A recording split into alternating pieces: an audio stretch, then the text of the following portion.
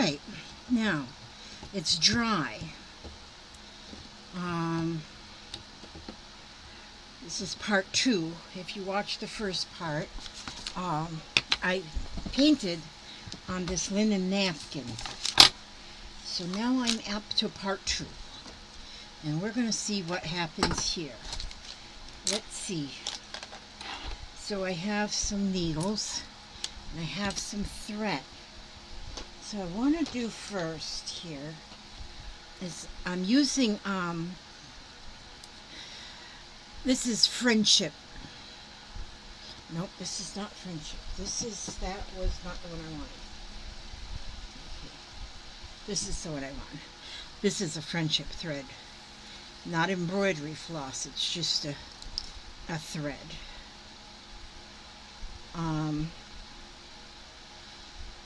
So I'm going to take a piece of this yellow first, and I'm going to show you what I want to do is I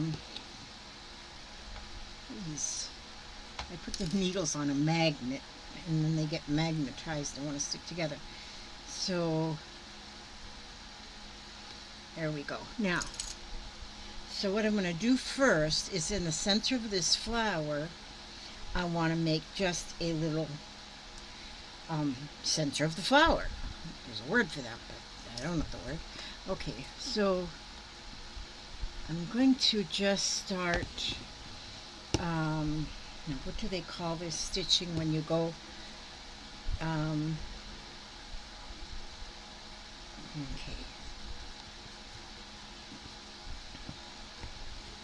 I wonder if I should take it off of this hoop thing. I don't usually stitch on a hoop very well. But I want to go around the center of the flower and just make a center. Whoops. What did I do here, Elizabeth? Good grief. There we go. Okay. I'm going to try and go ahead and use it on this hoop thing, on this frame for right now, and we'll see what happens. I don't know if I'm going to like this.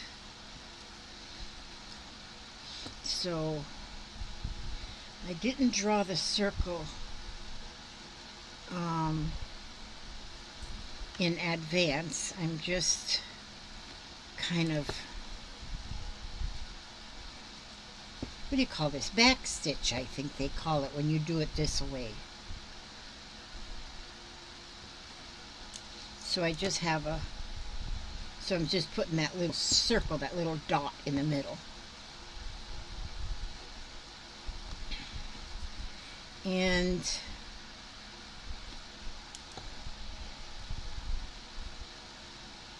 we'll see how that goes. Whew, I just ate too much dinner. So my husband, it's his fault I eat so much. So I just fixed a small plate. I didn't fix much, and then he comes over there and puts more on my plate, so and I ate it. But my daughter brought donuts. I didn't eat a donut. Nope. She brought donuts over. And they're for Papa. I'm not going to eat a donut. So this little eating plan of mine has to work, because I got to live for a long time. I got 30 more years to live. And it's not going to work out that way if I don't eat right. Okay, so now I got that circle. I just put that little circle in the middle first. Okay, so I'm going to take that off of there.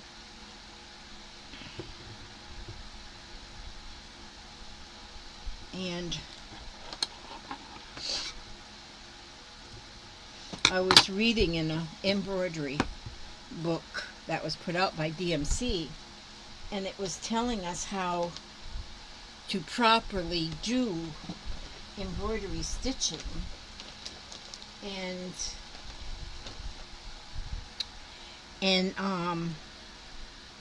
it said in that book that the back is supposed to be real neat, that if you don't get the back real neat, well, then you're not doing something correctly. So I looked at, see, because I've got some vintage things that I didn't do, somebody else embroidered, and I looked at the backs and I thought, oh yeah, they did do that. They did do it real neatly. But you know, oh, that's just not me. That's just not my cup of tea. I just do whatever happens on the back, and I think, well, who's going to see the back? Nobody's going to see the back. You're not supposed to see the back. Do not look at the back. So that's my idea of that one. So now I'm going to use this kind of reddish, and I want to use the red, and I'm going to go around. Let's see. I'm going to move this out of my way because that is getting in the way of my elbow. I need elbow room here. Okay. So now I want to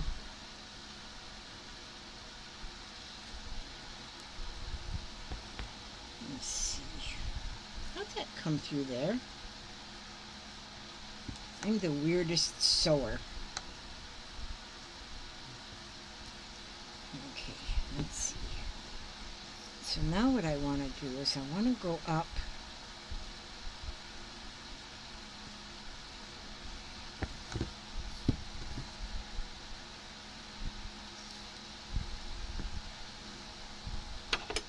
You know what? I'm going to take it off of this thing.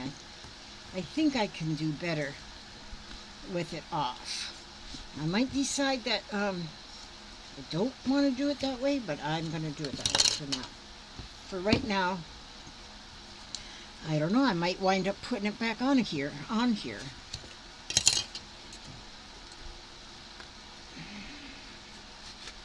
But this is kind of cool because it's like painting on a canvas. It's just me. It's you? Yeah, I'm thinking of taking those raggedy list. You're taking your raggedy butt to the bed? Yeah. Okay. I'm going to read. All right. Okay. Okay. I love you too, sweetie. I'll be back there sometime. I'll see you when you get there. Okay. You better be ready. All right. Just put them right there. Let's put this right here. Okay, now that's, I think I can do better this way. Slider's still open, everything else is locked up. All right. Okay, so now what I'm going to do, I just feel like I can feel that the paint on the fabric does make that part that's painted a little heavier. So, see, I'm not an actual embroiderer, so I just do some slow stitching, and I find it, for myself anyway, kind of easy to just do it on a flat surface. And see, when I was doing these few stitches on the hoop, I had to go in and then out and then reach under and then over. Well, this way I can just go in here and come out where I want to come out, because I can move the fabric, then the fabric is flexible, where it's not flexible in the hoop. So now, those of you who do embroidery and use a hoop, then that's just what you do. But I am going to go around kind of using that little gold where I painted around there, around the petal in gold. I am kind of using that as a guide, but I think I don't want to use that as a guide all the way through. I think right now over here I'm going to go a little bit further out from the gold. So, and I don't think I want all my petals to be, well, they're not the same anyway, but, oh.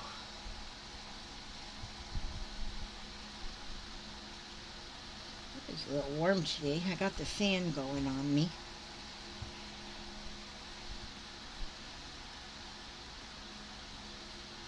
So here we go with this. And I want to just do the shape of the flower. And I want color. When I'm doing the actual stitching, I want color of the flower on both sides of the stitching. So I don't want to stitch just around. Now we'll see how this looks. Okay. As I finish it, as I get going a little bit. And since this is my first one trying this painting on the fabric,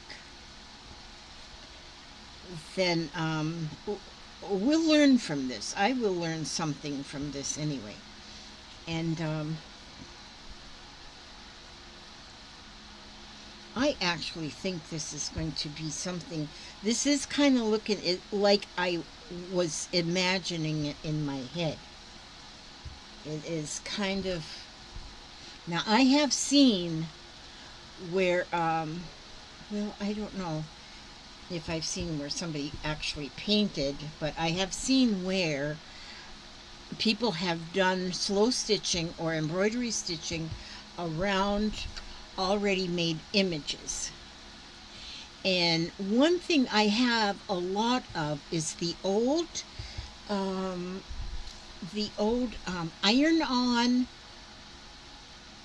iron-on patterns for embroidery stitches. I think they're Aunt Martha. And I have a bunch that was given to me by Joy. She gave me a bunch. And they are the cutest little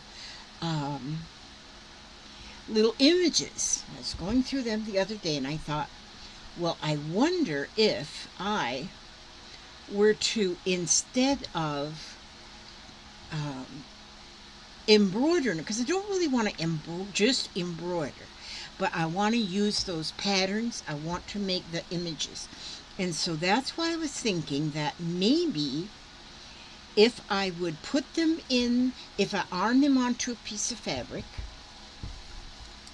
and then and then paint them sort of like this. And then they don't even have to be painted in the lines. I don't have to stay in the lines. I can just, maybe I'll do one of them on video too, see how that works out. So it'll be just like a test. And another thing, if you don't have, I'm thinking, I saw where Tracy Turner, she's one of the girls in our group, in the Scrap and Lizzie Unicorn group, and I saw where she, excuse me, I don't know if she traced onto her fabric, if she traced it or just drew images onto the fabric. But you could go either way with them, and where, just with pencil or with a pen or with anything.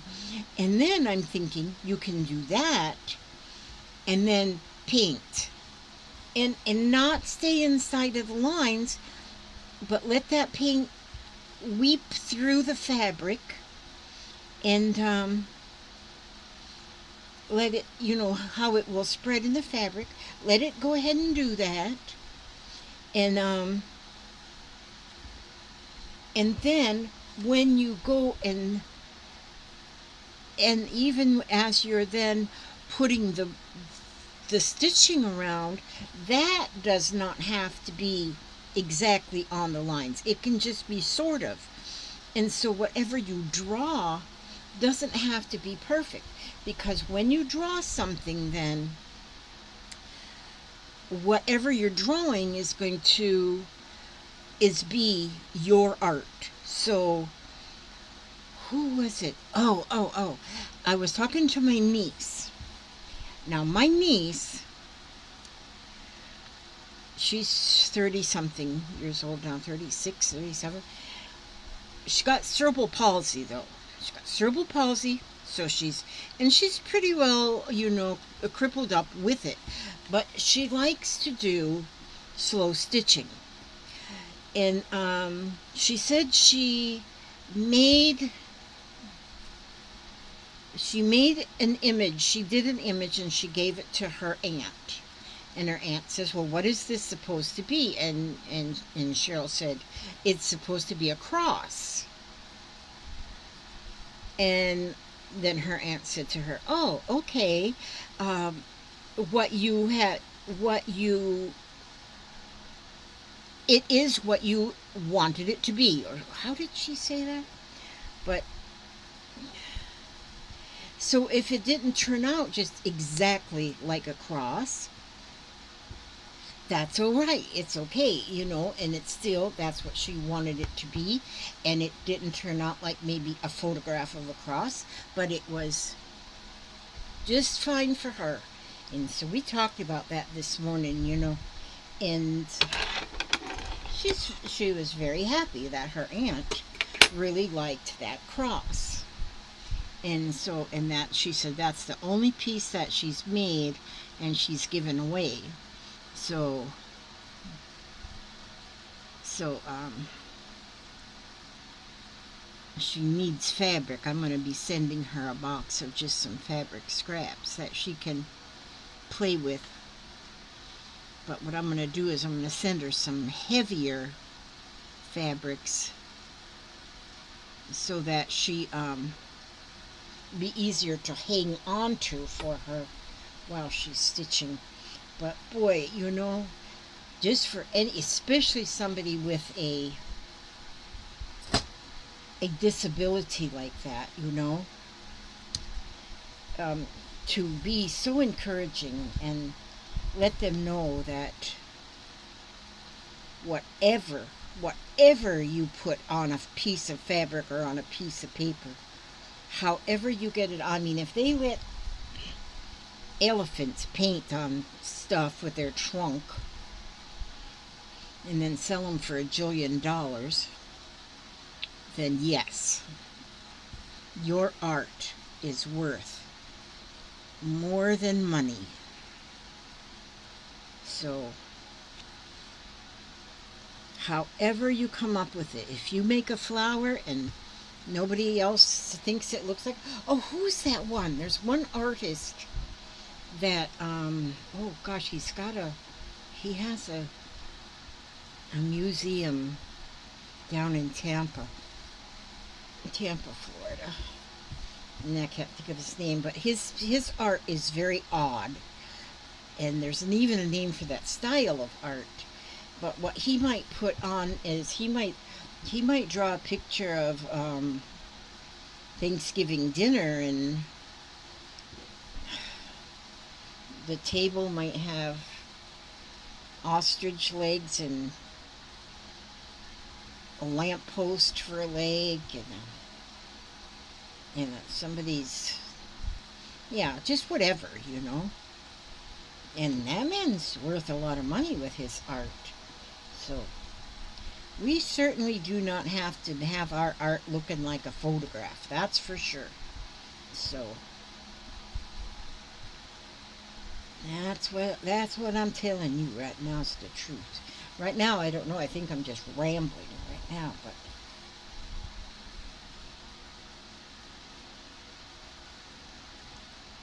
okay. All right, now let's see. I've went all the way around. Wait, I gotta go just another stitch or so down here. You know, I probably, now that I put this red in there, I'm almost thinking maybe I should have put another color so that it would have shown up a little bit more. So,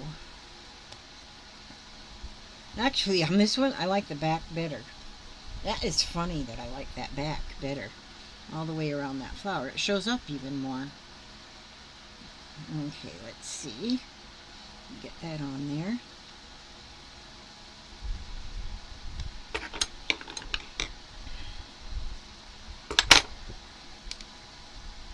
So there, I put the yellow there. Now I was going to put yellow now inside in this yellow here, but I don't think I'll use yellow. I think I'm going to switch out. I only brought 2 needles in here, so let me take this off of this needle. Okay, and I'm going to use a different color. Let's see. How about if I use like an orange. I think I will. So I'm going to get some orange.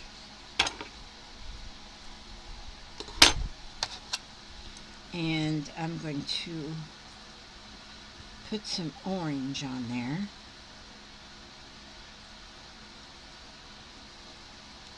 And when this piece is finished, I'm probably just going to stitch that piece to a to my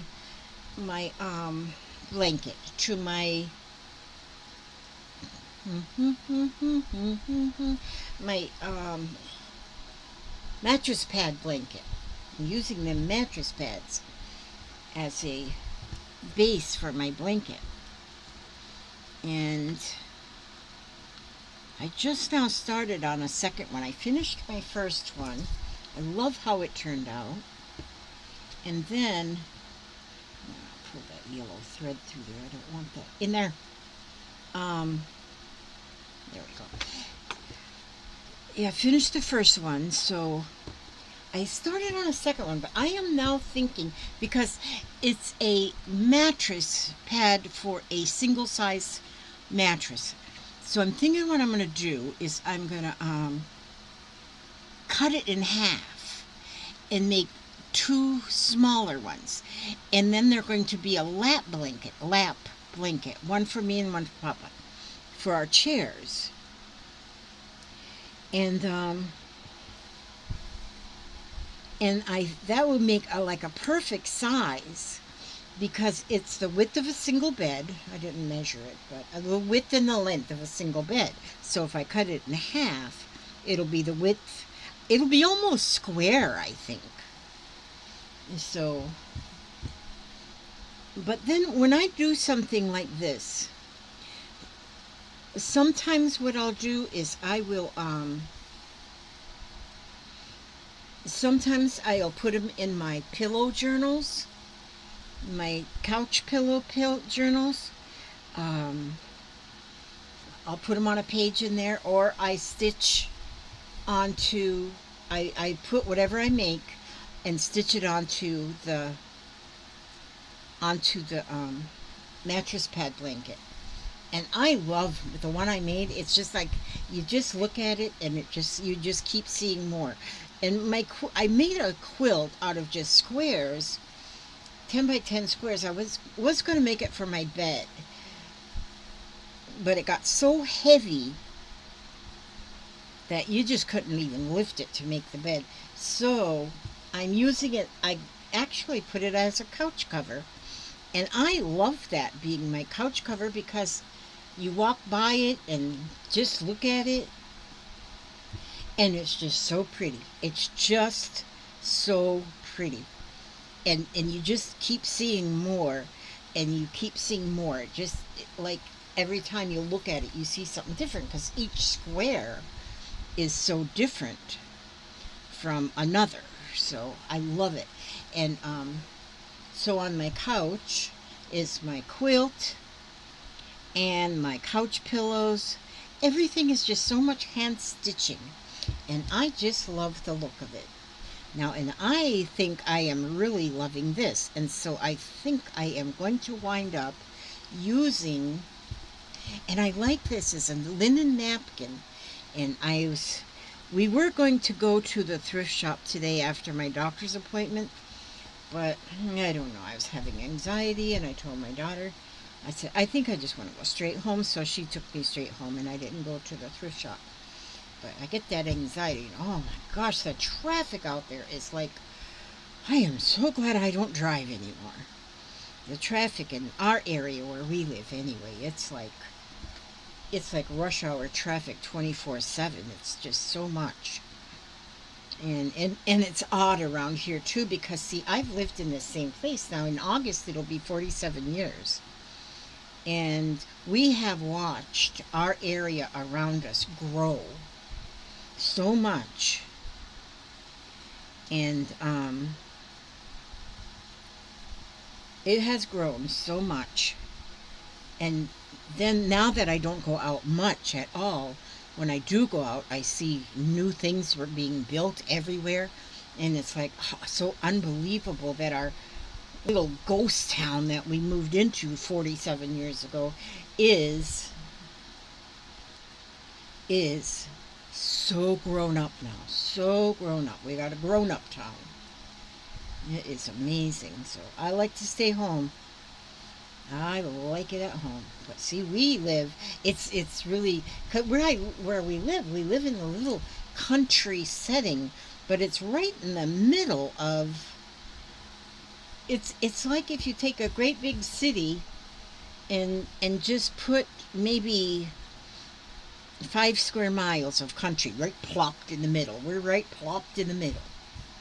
So just to get out of our little area here onto the main road out the only outway we can get, it's like if you're making a left turn, oh my gosh, you're going to sit there for a while before you can get out.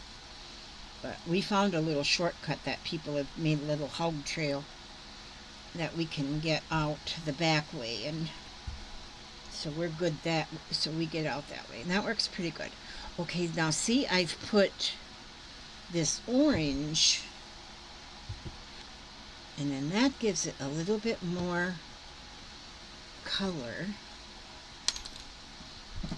Whoops.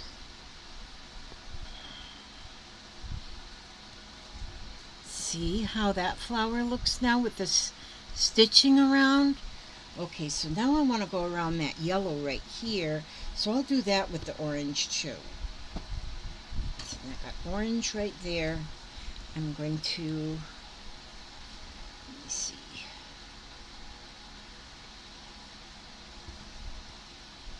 Okay, so we're going to go around that with the orange.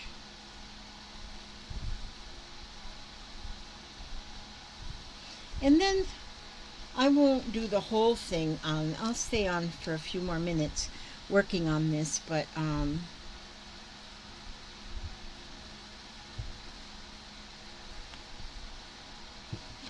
it'll take too long.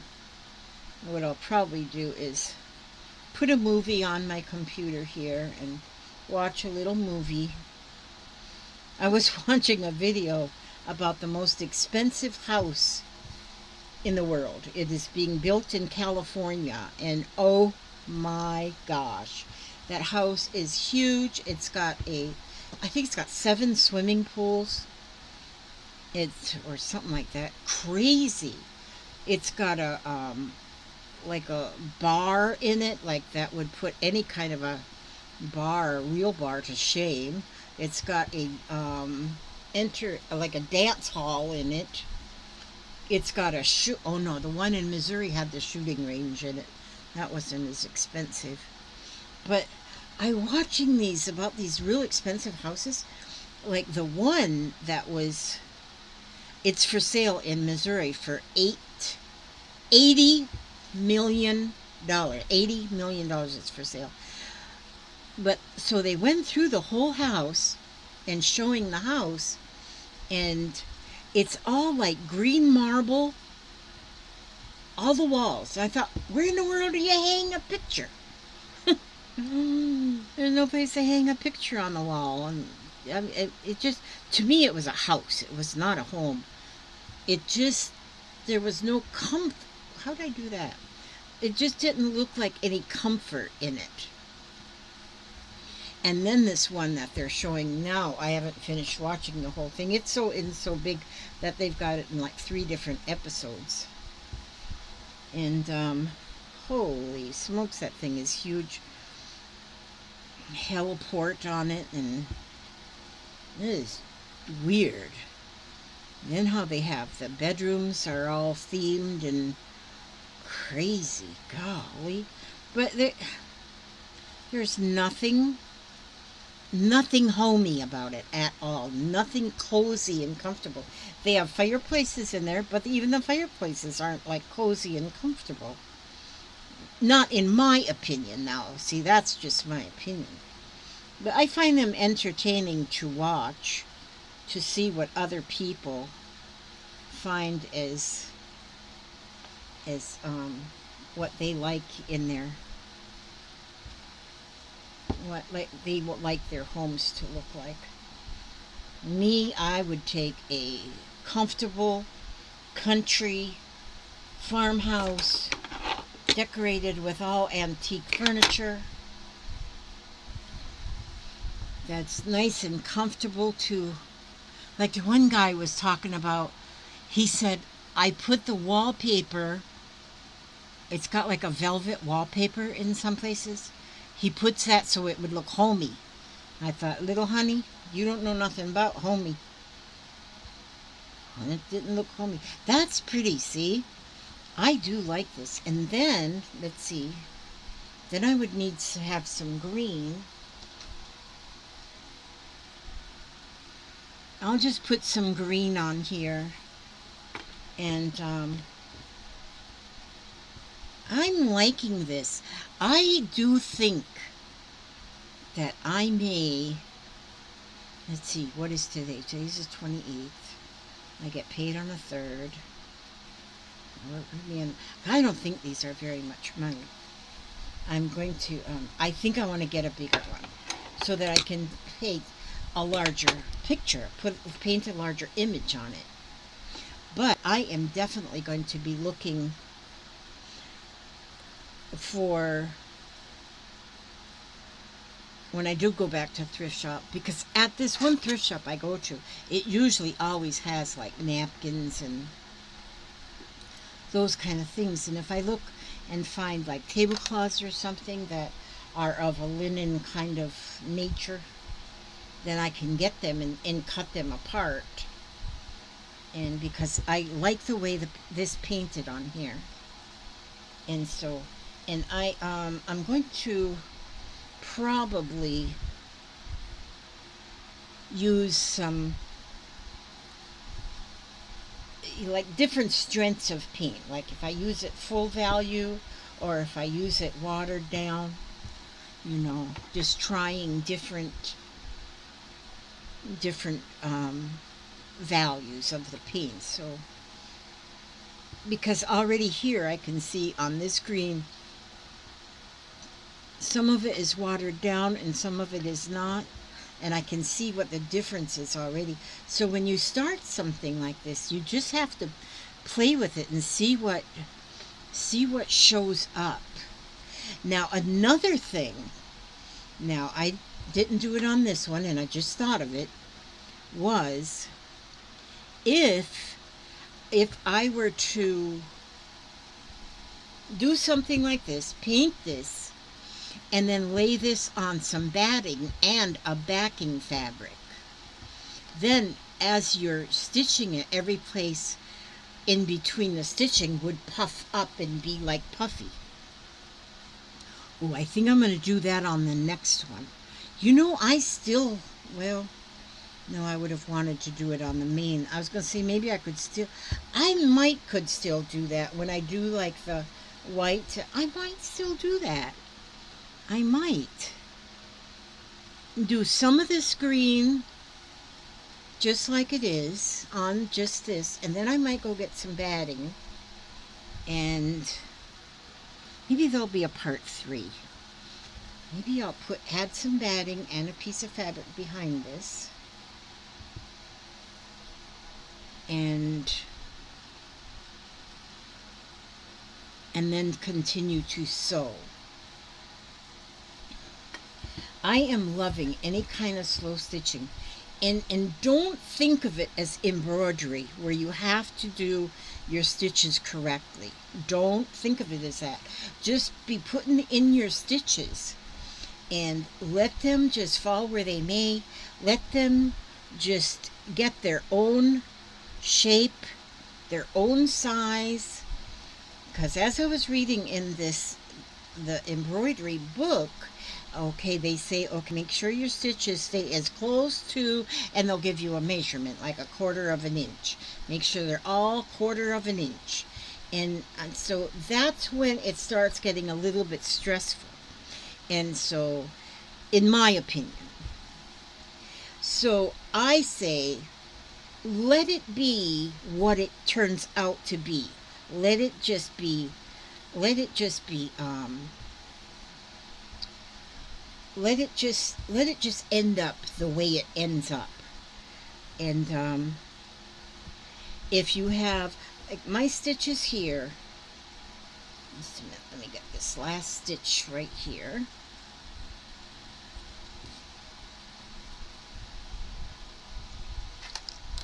None of my stitches, see, like when I went down and did this stitch down the stem, they're different sizes. And look up this leaf here. Look, that one is a real long stitch, and then a short stitch, and then they're not even in the same place. So what I think I'm going to do on here is I'm going to do different colors of green. I've got some different colors of green, and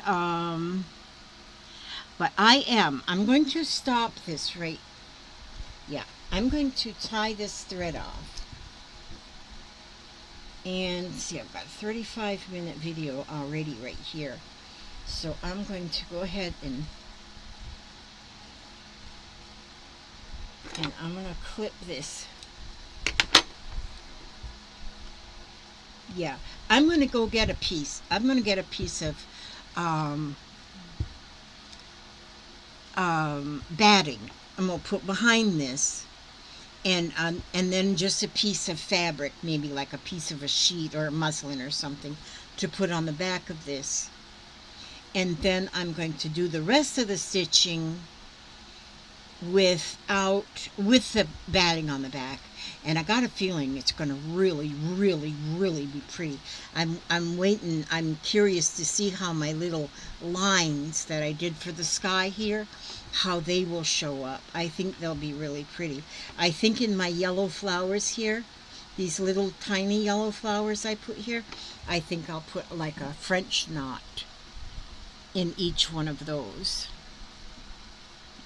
Oh, and I'll probably put some French knots in this centerpiece too. I probably will. But I'm liking this so far. I'm really liking this a lot. But now if I had the big square, see, I could have done a whole size of a napkin. And I could have went and just put the frame over here then and then added to it. I could do that too, but I'm too lazy. And so, but I just, for my first try at this, I give this an A+. I'm going to give it A+. That's what I'm doing. And see? And then that will get sewn onto my blanket, and I think it'll be beautiful. And then see, if I wanted to actually add a word to it, then that would be nice too. Let's see what I can find in this book to read this time. In this, not book, it's a pack of cards. What does this one say? This one says inspiration. I just picked out of the middle. We'll see. These are kind of fun. There is a voice of inspiration within me. Right now it's only a whisper, but the more I listen, the louder it will get. Soon it will be a flawless speech, voiced by James Earl Jones through a megaphone with lots of applause. James Earl Jones, I love him. Okay, inspiration. There is a voice of inspiration within me. Right now it's only a whisper, but the more I listen, the louder it will get. And that is true. If you got a little idea of something you want to do, a little idea, keep adding, keep saying it, and over and over and over. Never say I can't do it. Never do that. Just say, I would like to paint a flower. I would really like to paint a flower. I would really like to paint a red flower. I would really, really like, just keep on and keep on. And before long, you're shouting through a megaphone, you're painting your flower, and you're getting a lot of applause. So that's a good one. That's a very good one. Okay, I ask God to watch over you all. Every step you take, every move you make. And I will see you on the next video. That'll be part 3, because I'll do part 3 after I get the batting, wadding, whatever you call it. God bless you all. May He watch over you every step you take, every move you make, keep you safe, keep you happy, keep you healthy, keep you smiling, and keep you arting and crafting. Love you so much, and God bless.